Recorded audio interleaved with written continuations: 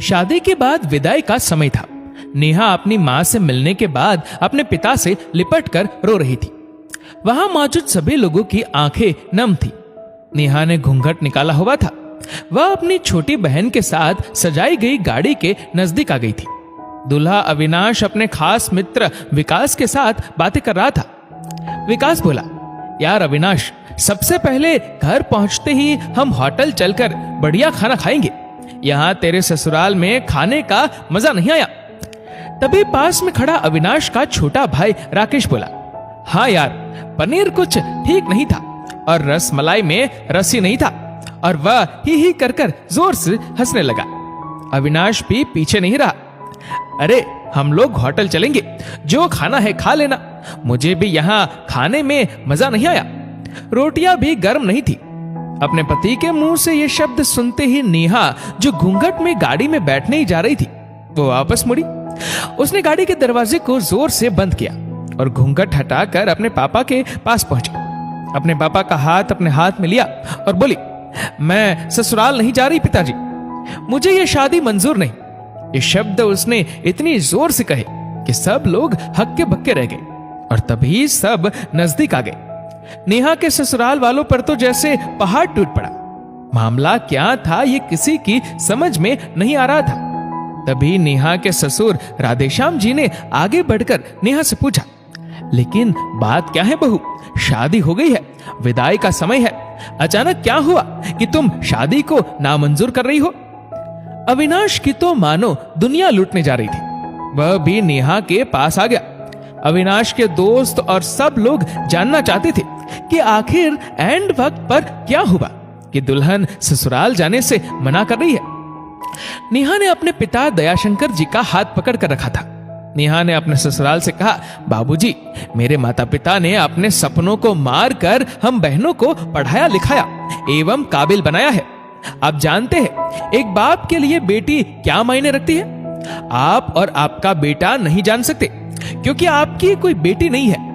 नेहा रोती हुई बोले जा रही थी, आप जानते हैं मेरी शादी के लिए एवं शादी में बारातियों की आवभगत में कोई कमी न रह जाए, इसलिए मेरे पिताजी पिछले 1 साल से रात को 2-3 बजे तक जागकर मेरी माँ के साथ योजना बनाते थे कि खाने में क्या बनेगा, रसोईया कौन होगा। पिछले 1 साल में मेरी माँ ने नई साड़ी नहीं खरीदी क्योंकि मेरी शादी में कमी न रह जाए। दुनिया को दिखाने के लिए अपनी बहन की साड़ी पहनकर पीछे मेरी माँ खड़ी है। मेरे पिता की इस 150 रुपए की नई शर्ट के पीछे बनियान में 100 छेद है। मेरे माता पिता ने कितने सपनों को मारा होगा, न अच्छा खाया न अच्छा पिया। उनकी बस एक ही ख्वाहिश थी कि मेरी शादी में कोई कमी न रह जाए। और आपके पुत्र को रोटी ठंडी लगी, उनके दोस्तों को पनीर में गड़बड़ लगी एवं मेरे देवर को रसमलाई में रस नहीं मिला। इनका खिलखिलाकर हंसना मेरे पिता के अभिमान को ठेस पहुंचाने के समान है। नेहा हाँफ रही थी। नेहा के पिता ने रोते हुए कहा, लेकिन बेटी, इतनी छोटी सी बात। नेहा ने उनकी बात बीच में काटी और बोली, ये छोटी सी बात नहीं है पिताजी। मेरे पति को मेरे पिता की इज्जत नहीं।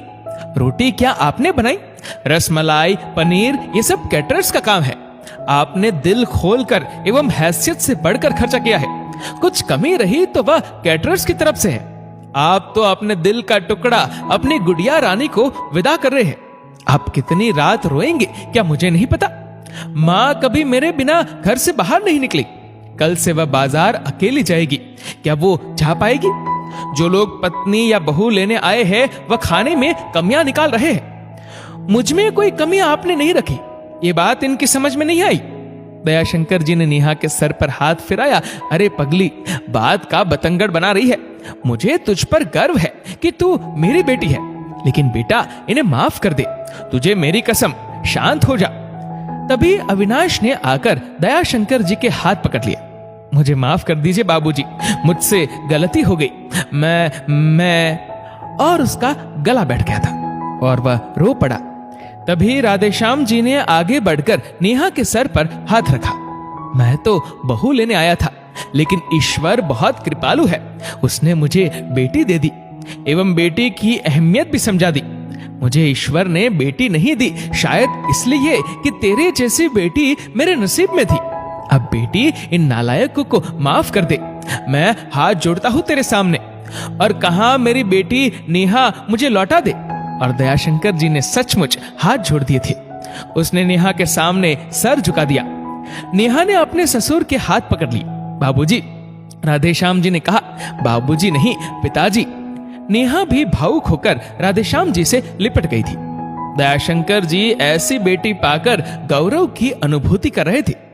नेहा अब राजी खुशी अपने ससुराल रवाना हो गई थी। पीछे छोड़ गई थी आंसुओं से भीगी अपने माँ पिताजी की आंखें, अपने पिता का वह आंगन जिस पर कल तक वह चहकती थी। आज से इस आंगन की चिड़िया उड़ गई थी किसी दूर प्रदेश में और किसी पेड़ पर अपना घरौंदा बनाएगी। एक बेटी माँ बाप का अभिमान व अनमोल धन होता है, बल्कि पराया धन नहीं।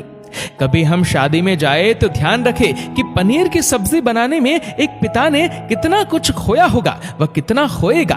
अपना आंगन उजाड़ कर दूसरे के आंगन को महकाना कोई छोटी बात नहीं होती। बेटी की शादी में बनने वाले पनीर, रोटी या रस मलाई पकने में उतना समय लगता है जितनी लड़की की उम्र होती है। ये भोजन सिर्फ भोजन नहीं, पिता के अरमान व जीवन का सपना होता है। बेटी की शादी में बनने वाले पकवानों में स्वाद कई सपनों के कुचलने के बाद आता है और उन्हें पकने में सालों लगते हैं। अगर आप बेटी की शादी में खाना खाने जाए तो उसकी कद्र करें, उसे नकारे नहीं। मित्रों, बेटियों की सम्मान के खातिर इस वीडियो को शेयर जरूर करें। और अगर आपको वीडियो अच्छा लगा हो तो इस वीडियो को लाइक करेगा और ऐसे ही और भी इंस्पिरेशनल वीडियोस के लिए सब्सक्राइब करें हमारे यूट्यूब चैनल को और फेसबुक पर फॉलो करें हमारे पेज को। धन्यवाद।